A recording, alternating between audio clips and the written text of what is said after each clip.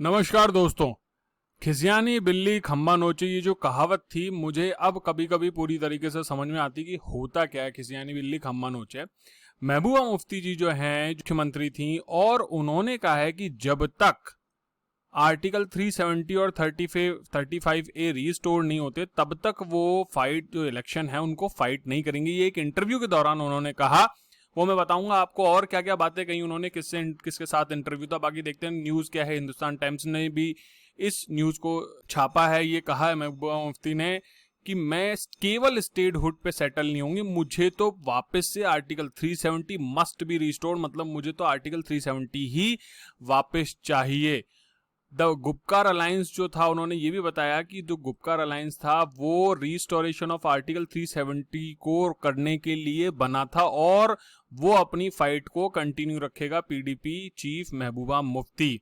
ये न्यूज 18 की भी न्यूज है और इसके साथ साथ कश्मीर लाइव की भी न्यूज है। अब मैं आपको बता दूं कि हुआ क्या है। माननीय प्रधानमंत्री जी ने जो मीटिंग की थी कश्मीर के कल्याण के लिए, विकास के लिए और कश्मीर में जो चुनौतियां हैं उनको सॉर्ट करने के लिए, उसके अगले दिन महबूबा मुफ्ती जो कि जम्मू कश्मीर की पूर्व मुख्यमंत्री भी रही हैं, उन्होंने दबाव देके कहा है कि इलेक्शन से पहले जो सरकार है उसको जनता से पहुंचना चाहिए और उसका विश्वास जोड़ना चाहिए। जो कॉन्फिडेंस है वो कम हो गया उसको बनाना चाहिए। और उसके साथ साथ उन्होंने एक बहुत ही बड़ी घोषणा कर दी। उन्होंने कहा है कि she would not contest polls until article 370 was restored, मतलब जब तक आर्टिकल 370 रिस्टोर नहीं होता है तब तक वो चुनाव नहीं लड़ेंगे। लेकिन उसके साथ साथ उन्होंने देखी एक बात कही कि her party PDP might consider contesting the assembly elections. कहने का मतलब है कि पीडीपी चुनाव लड़ सकती है, मैं नहीं लड़ूंगी, वो बात अलग है।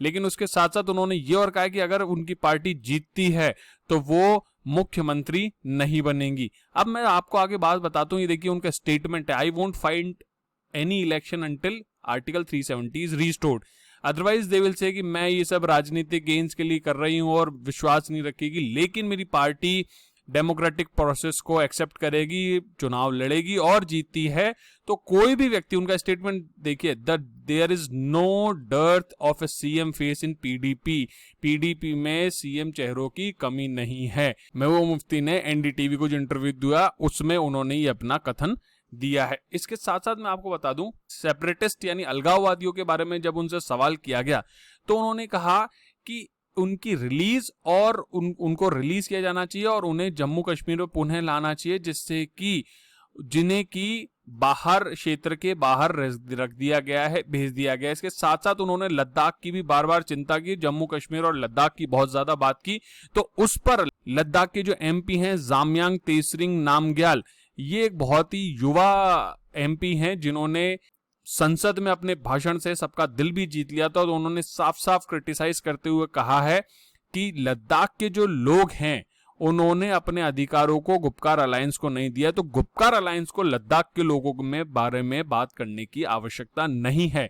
इसका मुफ्ती जी ने जवाब दिया कि we will keep talking about Ladakh, for us यानी मुफ्ती जी के लिए लद्दाख और जम्मू और कश्मीर जो है वो एक ही एंटिटी है even today, and we raise the issue of Ladakh. इसलिए उन्होंने इस विषय को उठाया कि जम्मू कश्मीर के साथ लद्दाख को जोड़ा जाए। पिछली जो मीटिंग हुई थी पीएम के साथ उनकी, तो उनको स्पष्ट रूप से ये समझ जाना चाहिए कि यूटी जब अलग अलग हो गई है तो अब वो एक साथ नहीं होगी और सरकार इस कदम को लेके आगे बढ़ चुकी है।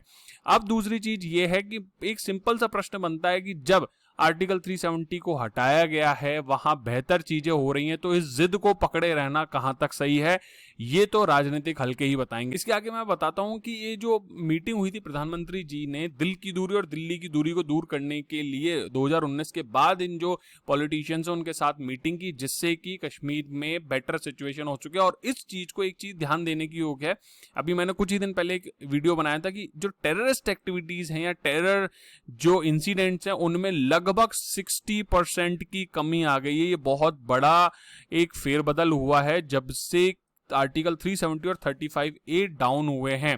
कई सारे जो मिलिटेंट्स थे वो मारे गए हैं पिछले 2 सालों में, और इसलिए ये जो फोर्सेस की विजय हुई है उससे भी कश्मीर में शांति का माहौल बना हुआ है।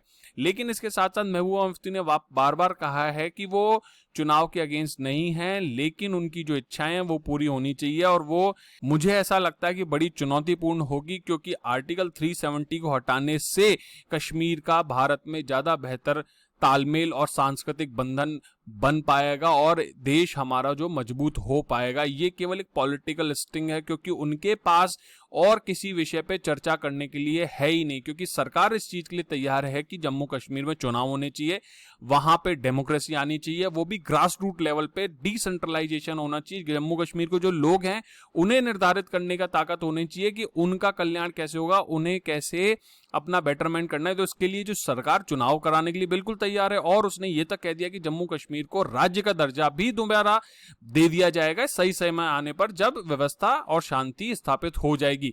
तो अब वहां के जो ये गुपकार अलायंस और कुछ जो हल्के हैं उनके पास चुनौती के लिए, उन पर डिस्कशन के लिए नहीं है कुछ। इसके साथ साथ मेरा ये जरूर मानना और मेरा कहना है कि कश्मीर के लोगों को विश्वास में लेकर ही हमें वहां आगे कदम बढ़ाना चाहिए, और संवाद एक बहुत बड़ी ताकत होती है। मैं माननीय अटल बिहारी वाजपेयी जी को याद करना चाहूंगा कि जमहूरियत, इंसानियत के आधार पर कश्मीर के साथ साथ संबंध हमारे बने रहेंगे। तो इसी के साथ दोस्तों, जय हिंद, जय भारत।